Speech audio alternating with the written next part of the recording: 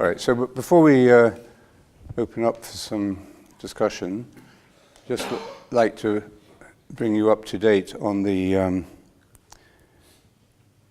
story of Silence, of the novel. I know you've been desperately wanting to know what happened to Father Rodriguez, who was arrested, and he wasn't actually tortured, but the way they broke him was through a combination of, well, a kind of terrible emotional blackmail, because they were torturing the Japanese Christians in order to persuade him to apostatize, to reject, well, but it was a combination of that and reason, because they said, you know, we don't want you to change your beliefs. We just want you to go through this formal ritual, because that will disempower the force of Christianity and the missionaries in Japan. And their argument was, in that sense, quite reasonable. They said, we don't hate your religion. We don't argue about it. We're simply saying it doesn't suit us. It's not right for Japan. And anyway, Father Rodriguez resisted and held to his sort of his fierce integrity or stubbornness or his heroism, and refusing to apostatize. And then they brought in this older Jesuit who had been his earlier teacher, and whom he had come to Japan to find out about, to see whether he had actually apostatized. And he found that actually he had. He was alive and well and had apostatized and had been forced to do so in the same way that he was being persuaded, by having to watch the Japanese Christians who had already apostatized themselves, but to see them being tortured and killed. And eventually, Father Ferreira had given in because, again, of the silence of God, this particular attitude about the silence of God. That he said, you know, where was God when these poor, innocent or Christian Japanese were being tortured and killed? So he had been forced to not only to apostatize, but actually to change his way of believing. And so then he comes into the picture, and he finally persuades his younger former student, Father Rodriguez, to apostatize as well. And it's a very simple thing. All he has to do is put his foot on a picture of Christ. Doesn't have to do anything worse than that. Just put his foot on the Christ, and that's it. So that's the. So he apostatizes, and then there's a kind of afterword to the story, and it shows that, at least for Father Rodriguez, that he didn't cease to believe in Christ, but he now believed in a very different way. And he doesn't go into much detail about what that new way of belief or new way of being Christian meant, but clearly an old way of believing had died in tremendous suffering and conflict and anguish. It had died, but something had survived. And as I say, although it doesn't go into detail about what that means, I think it highlights something that happens in our own culture and in our own personal lives, perhaps. Those of us who were baptized at a young, as children, brought up in the church for a while. It's quite rare now, but most of us here probably were. And most of the students you meet today, when they speak about their religious background, will say, I was brought up as a Christian. So it's always put in the past tense like that, or always referred to as a kind of a conditioning or a training or a cultural thing, rather than a continuous experience of growth in faith. So I think there's something here for us to reflect on in the light of silence, because as I said, it seems to me that the silence of God in the book is not the silence of God as we would understand it in the contemplative tradition, in the mystical tradition. It was seen as a silence of God that expresses God's either non-existence or God's cruel absence from human need and suffering. So it's a very anthropomorphic kind of silence. This is the kind of silence of somebody who either refuses to engage with you or is not telling you what they really think, or it's an anthropomorphic silence, and therefore it is deathly and destructive.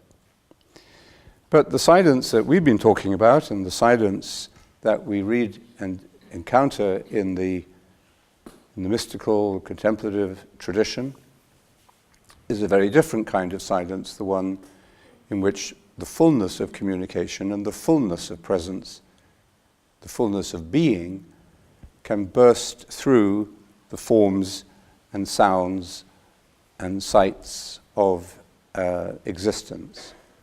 So it's the being behind existence. So I think the Gospels themselves point to this, of course, in the way they tell the story of Jesus' life and teaching and his death. And the earliest forms of the Gospel apparently did not contain, like the Gospel of Mark, for example. If you read it now, you'll see there are 3 resurrection appearances. But the original Gospel of Mark, the earliest Gospel, didn't have any resurrection appearances. Why not? The book would not have been written. It wouldn't have been worth telling the story 40, 50, or 80 years after Jesus had lived and died, unless there had been an experience of resurrection, unless they had felt that he was present. But how do you describe the resurrection? Even the many or several resurrection appearances in the Gospels don't show the resurrection as a particular event, a sort of, explosion or a particular event, Jesus suddenly waking up, jumping up, and running around.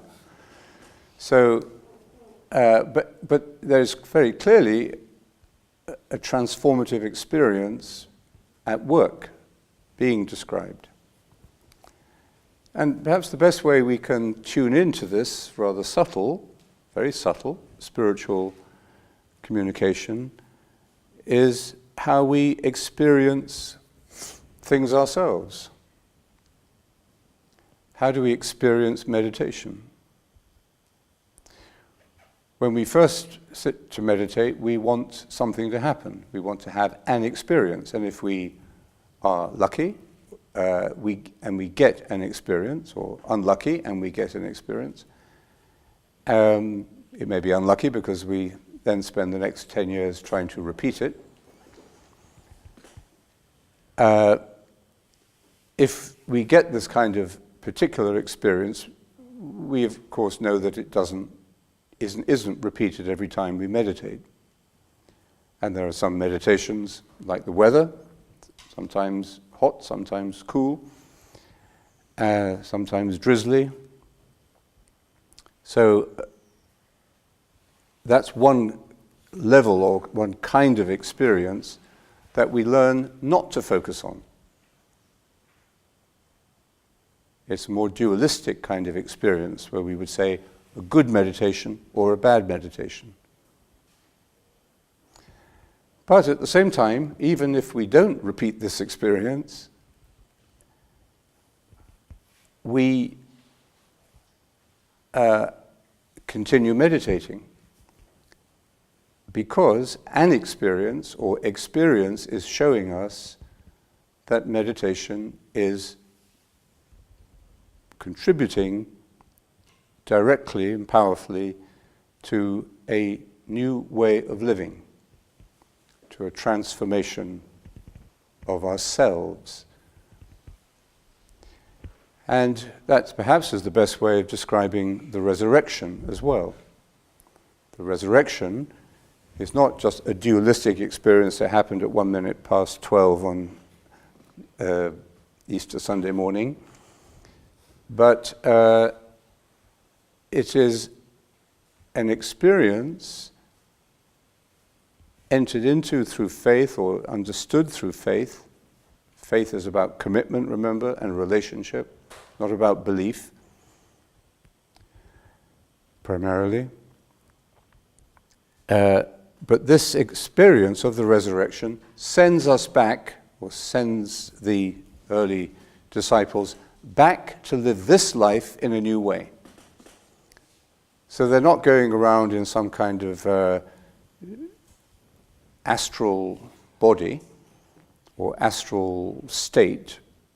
They're living a very incarnate life, a real life, with ups and downs and conflicts in the early church, and some of them end up being martyred and some of them don't.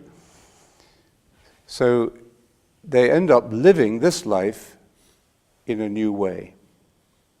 That's the experience of the resurrection, and that's the experience of meditation for us. If we keep on wanting to get an experience of transformation, an experience of enlightenment, an experience of seeing Christ visually or emotionally and so on, then we are actually slowing down the process of the real experience.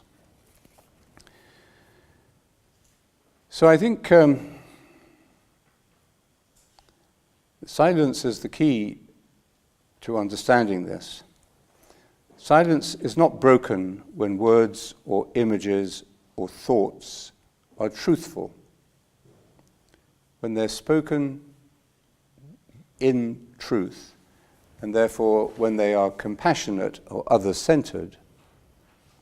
Remember what Diodokus said about speaking about these things. When we use words or thoughts or images, we aren't necessarily breaking the silence. Silence is broken when the dualistic, noisy mind assumes control of our way of paying attention. When that way of being takes over. It's attention, the kind of attention we give to a person, to the world, to ourselves, the kind of attention we give creates the kind of world and relationships that we live in. It's the kind of attention we give. When anyone is united to Christ, there is a new creation, St. Paul says. And I think this is expressed in the resurrection appearances over time, just as it is expressed in our experience of meditation over time. Now, if you bring together your experience of meditation over time and your faith relationship to Christ, which is, of course, like any relationship, continually growing, changing, then you have something that we could call Christian identity.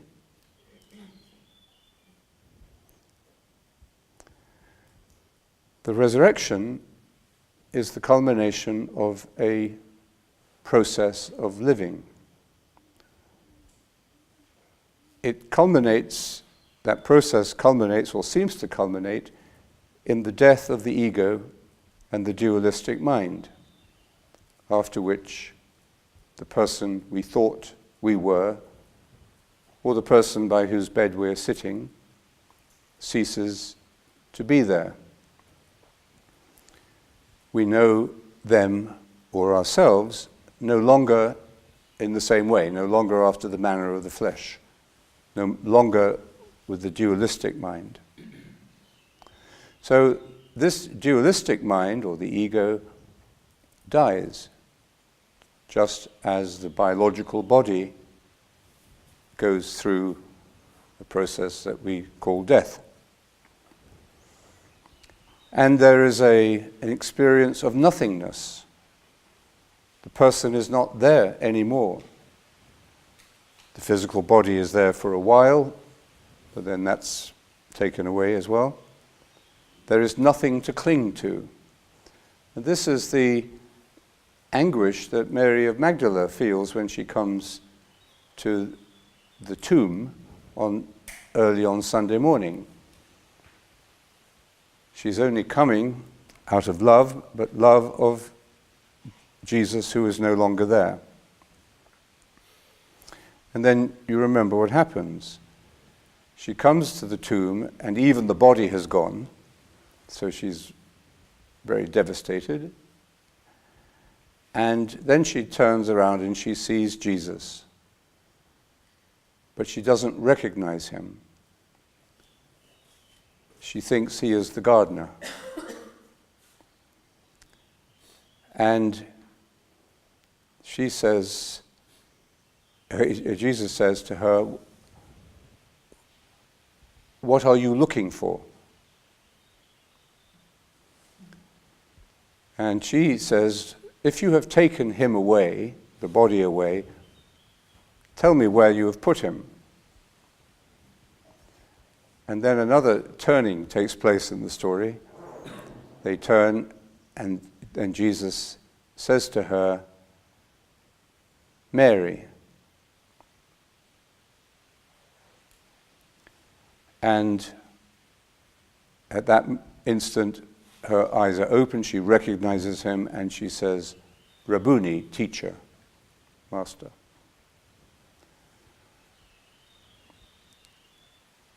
Jesus had also asked her, "Why are you weeping?" Question of compassion, like in the Grail story. The turning point in the Grail story is the redemptive question that changes everything is, how are you? How are you feeling? So this strange story clearly isn't meant to be taken literally, but it conveys a deep truth, as no literal story could. Probably if you were to put this experience of Mary in the resurrection, it would be a very long novel, because it would probably, we don't know how many years it might have transpired over.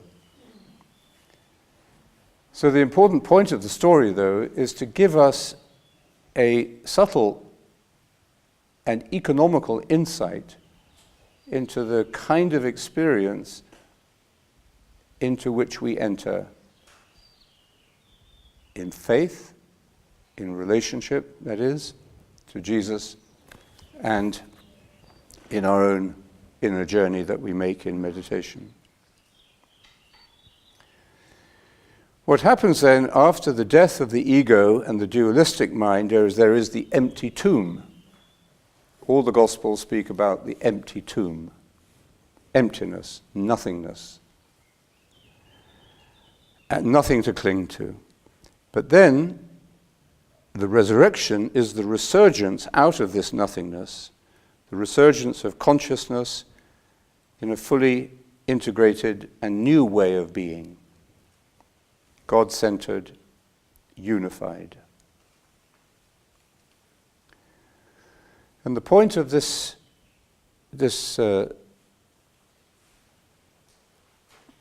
culmination of the story in the resurrection is not only to tell us what happened to Jesus, but what happens to us, and what is happening to us, and what is the long-term process that we are on, the journey we are on. Meditation, this is the mysterious thing, meditation allows us to remain open and to give the kind of attention, the kind of mind, kind of awareness necessary to see this whole process. That's why it's so important that we learn this and keep learning it from a young age today, because this side of ourselves, this kind of attention, this contemplative mind, if you like, is being shut down noisily earlier and earlier.